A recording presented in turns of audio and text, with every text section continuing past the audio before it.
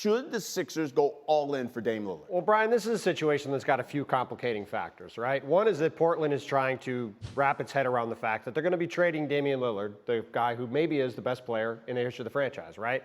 Then you've got the fact that both Philly and Miami don't have very obvious clean paths. Like you'd say they can go all in to trade for Damian Lillard. It doesn't mean they still don't have a package right now that can get it done. It's really like one first round pick in Tyrese Maxey. That's not a trade that's going to get you Damian Lillard anyway. And then the third part is we've seen just about everybody go off the board in free agency.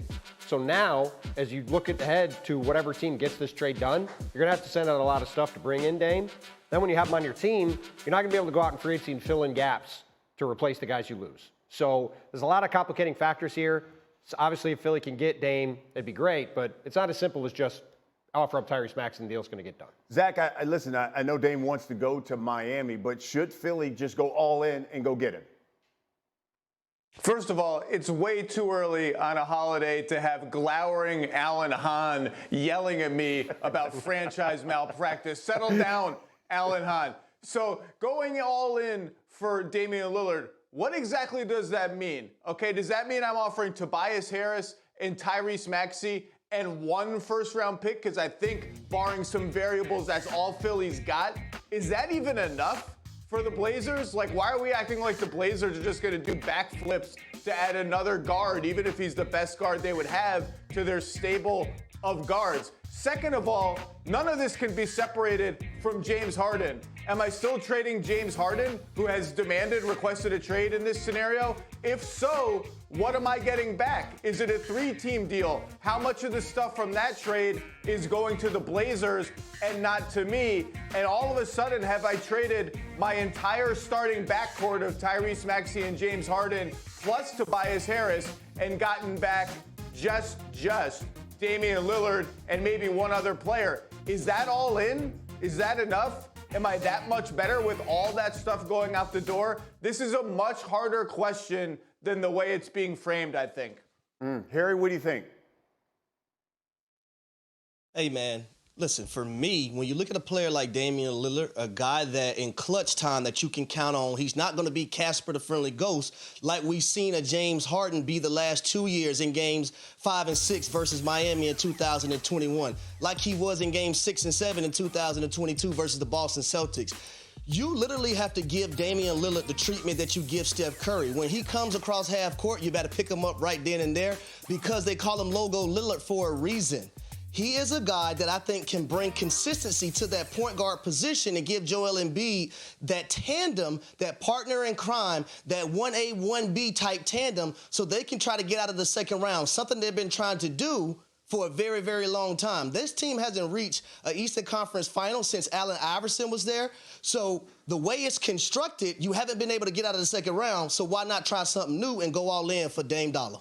Okay, if you're going to try something new for the Sixers, if they go and get Damian Lillard, is this like that Kawhi Leonard pickup that Toronto has? Is this the guy now that makes you championship contender? Well, I think it depends on what they look like after the trade is done, right? I mean, to Zach's point, if they have to move 3 starters to get Dame, then they don't have enough of a team left to really get this done. But if it's James Harden and what gets sent out in the trade for him, plus Tyrese Maxey, you look at a starting 5 of Dame, DeAnthony Melton, Tobias Harris, PJ Tucker, and Joel Embiid.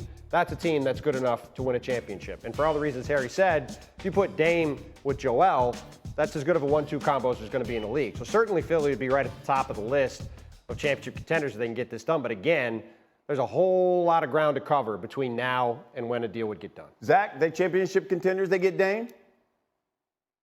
Again, is James Harden still on the team? This is the simple question that no one wants to talk about. Is James Harden still on the team? And if he's not, what's left over? Is Tobias Harris still on the team? These are questions that are too big to sit here and give you a simple answer of if Damian Lillard's on the Sixers, are they as good as the Celtics? Are they as good as the Bucks? Are they as good as the Nuggets? Are they as good as the Suns? Until I see what the final iteration looks like, I just can't answer that question. You think that the Lakers are better now than when they finished last season? I think what Zach said is the important point. Because they have continuity from last season, I think you can argue that they're better for that reason. I don't think the roster is any better. Now, if you want to say the roster's better than it was a year ago right now, absolutely. The roster's much better than then because they had a dysfunctional team a year ago that didn't make sense. Now their roster makes sense. They have depth across the board. But to me, really, as Zach said, the only real difference from last year, you have Gabe Vincent in for Dennis Schroeder. That's more or less the same. Gabe Vincent's a nice player. And then you had Taurean Prince, who, again, is a nice player, but they didn't really get that much closer to me to Denver at the top of the conference, right? Denver comes back a little bit because they lost Bruce Brown and Jeff Green. But if I have LeBron James going to his age 39 season, to me, I would want to be a little bit closer to feeling like they have a real chance to be the number one team in the West.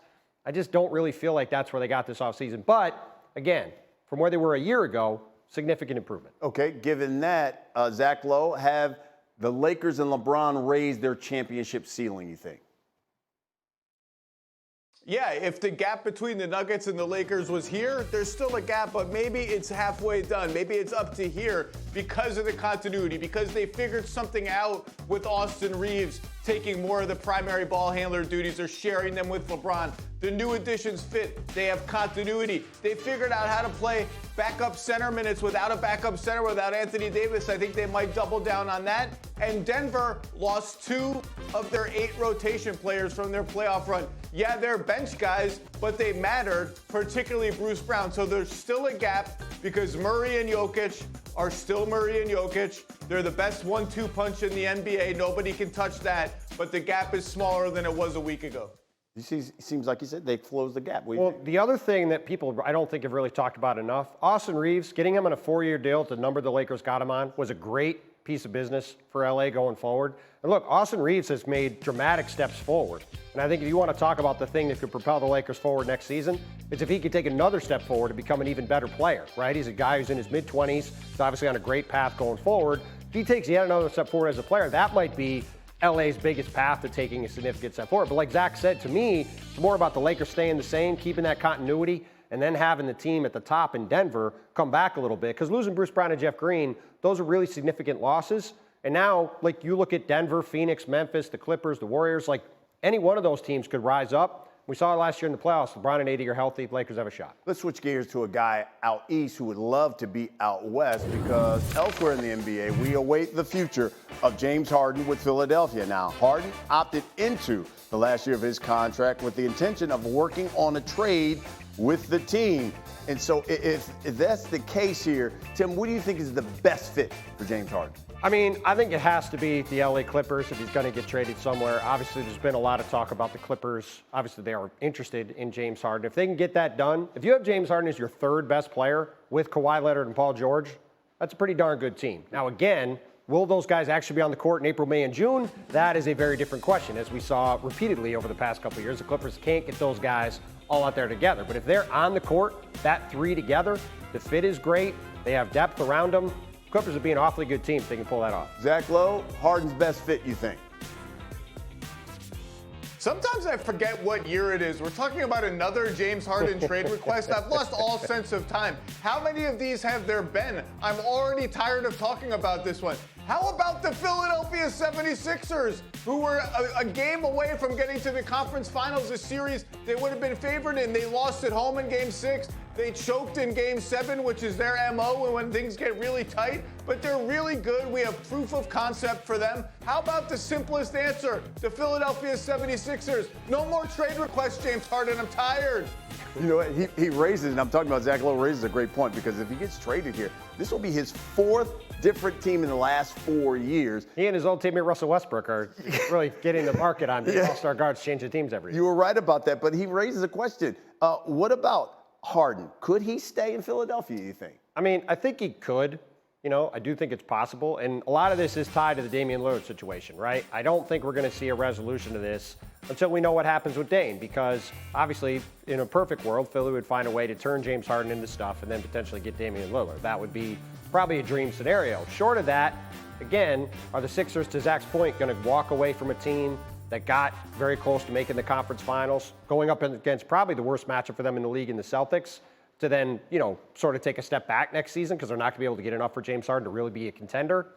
I just don't know if they're going to do that. So we'll see. But, yeah, I mean, I'm with Zach. If James Harden's on the Sixers and they have him and Maxey and Tobias Harris and P.J. Tucker and Joel Embiid, they got an absolute shot in the East. Thank you for watching ESPN on YouTube. For live streaming sports and premium content, subscribe to ESPN+.